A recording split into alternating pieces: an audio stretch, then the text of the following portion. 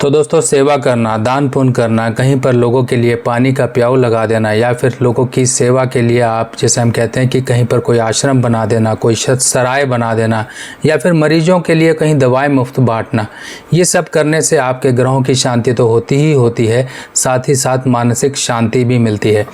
पर कई बार ऐसा हो जाता है कि हम अगर कोई दान करें तो हमारे लिए प्रॉब्लम खड़ी हो जाती है। आपके लिए सभी तरह के दान अनुकूल नहीं होते हैं, सभी तरह के दान आपको पॉजिटिव इफ़ेक्ट्स नहीं देते हैं।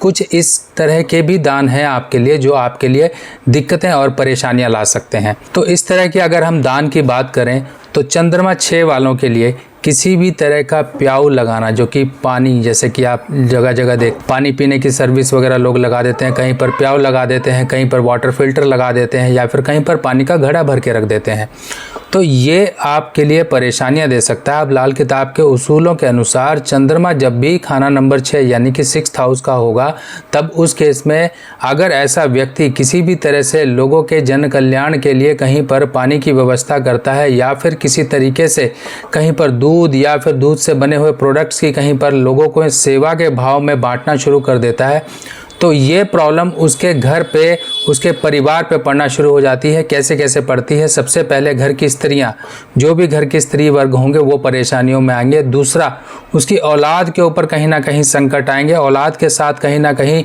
इस ऐसे व्यक्ति की, जिसे हम कहते हैं, प्रॉब्लम शुरू हो जाती है। औलाद बाप बेटों में ये बनना मुश्किल हो जाती है, औलाद निकम्मी होती है, कहीं से बाहर होती हैं, तो ये भी इस तरह की प्रॉब्लम आजकल आम तौर पे है। इंसान परेशानियों में आता है, इंसान कहता है चलो औलाद परेशान कर रही है, यहाँ से सुख नहीं मिल रहा है, कम से कम मानसिक शांति मिलेगी, कहीं जाकर लोगों के लिए प्याऊ लगा देते हैं। तो एक तरफ तो आप परेशान थे ही पहले से, और जैसे ही आप ये काम करोगे परेशानियां आपकी डबल हो जाएंगी और आप और ज़्यादा परेशानियों में घिर जाओगे। तो ऐसे व्यक्ति को ये खासकर ध्यान रखना है कि कभी भी किसी तरह की दान पुण्य सेवा भाव से मत करें। देखिए, दान पुण्य करना है, आपको सिर्फ रास्ता पता होना चाहिए कि आपको किस रूप में करना और कहाँ पर करना है। सबसे पहले तो आपको ये समझना है कि आपका जो चंद्रमा बैठा हुआ है खाना नंबर 6 में, ये केतु के प्रभाव में है और यहाँ पर बुध का भी प्रभाव आता है। तो जब भी इंसान गलत काम करेगा तो केतु के बुरे प्रभाव झेलेगा। जैसे ही ये गलतियां करेगा, जैसे कि पानी वगैरह पिलाना या फिर प्याऊ लगाना, जैसे ये गलतियां करेगा तो बुध यानी कि बुद्धि भी खराब होगी, साथ ही साथ चंद्रमा के भी फल खराब होना शुरू हो जाएंगे। ऐसे व्यक्ति को सीधे तरीके से अगर कहीं पर दान दक्षिणा करनी है, कहीं पर प्याऊ लगाना है, तो उसका तरीका यही है। देखिए, रोग ऋण ये कहाँ से देखे जाते हैं? सबसे पहले आपको ये समझना है, रोग ऋण शत्रु, 6ठा और 8वां और 12वां भाव ये रोग ऋण शत्रुओं को दर्शाता है।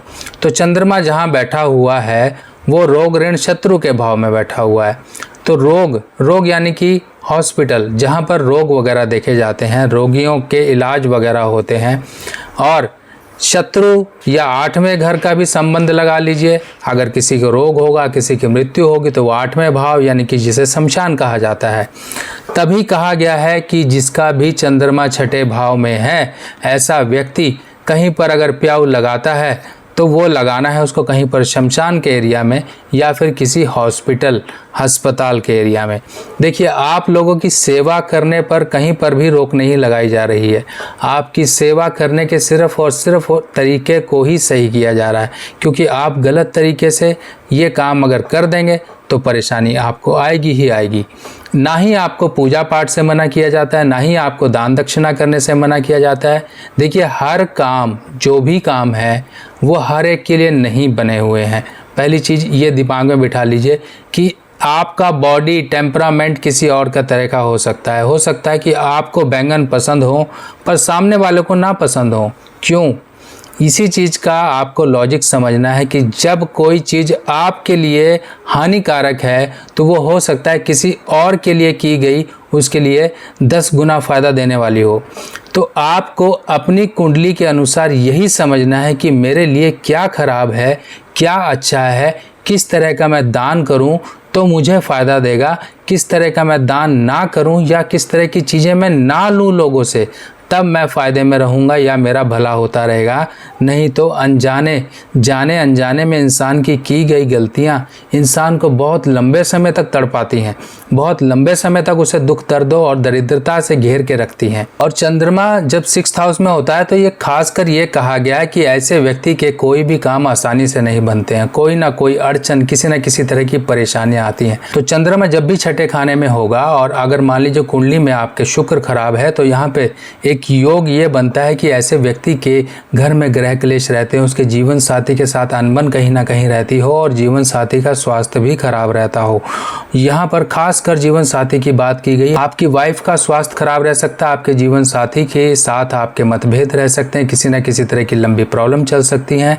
और साथ ही साथ अगर कुंडली में आपके चंद्रमा खाना नंबर 6 में होने के बाद भी अगर कहीं पर केतु का संबंध बन जाता है, केतु का संबंध या तो खाना नंबर 12 से बनेगा या फिर केतु चंद्रमा खाना नंबर 6 में आ गए होंगे तब बनेगा, या फिर केतु खाना नंबर 4 या खाना नंबर 2 में होगा तब भी यहाँ पर चंद्रमा से केतु का संबंध माना जाएगा।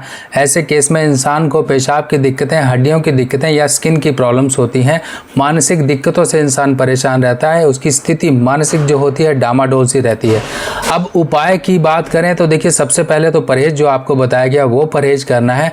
दूसरा उपाय के तौर पर आपको क्या करना है, एक इस तरह से आप अपने कहीं मार्केट वगैरह से कहीं से आप इस तरह से खरगोश का स्टैचू लेकर आइए। खरगोश के स्टैचू आपको अगर रखने हैं तो पीतल के रखिए, क्योंकि पीतल से ही बृहस्पति और केतु का संबंध बनता है, जिससे कि केतु और चंद्रमा के फलों को भी अच्छे तरीके से बल प्रदान होता है। और वो बल जब उनको मिलना शुरू हो जाता है तब चंद्रमा के दोष तो दूर होते ही होते हैं, केतु भी आपकी कुंडली में शुभ होना शुरू हो जाता है। और अगर माता की सेहत खराब रहती है, कहीं पर आपकी मानसिक स्थिति बहुत ज़्यादा डिस्टर्ब रहती है, तो आप कम से कम 1 खरगोश या ज़्यादा से ज़्यादा 6 खरगोश आप घर में जरूर स्थापित करिए।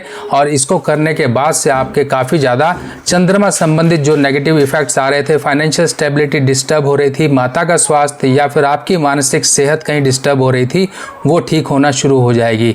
तो दोस्तों है तो ये बहुत छोटा सा उपाय, पर उपाय बाद में पहले सोचना, सबसे पहले आप ये सोचना कि इस तरह की कोई गलती ना हो जो कि आपको उपाय करने की तरफ लेके जाए। तो सबसे पहले गलतियों पर काबू रखिए, उपाय तो बाद में होते ही रहेंगे। तो दोस्तों कैसी लगी आपको ये जानकारी ज़रूर मुझे कमेंट सेक्शन में बताइएगा। बाकी नेक्स्ट वीडियो में फिर मिलते हैं, तब तक के लिए अपने सुभाष भाई को आज्ञा दीजिए। नमस्कार।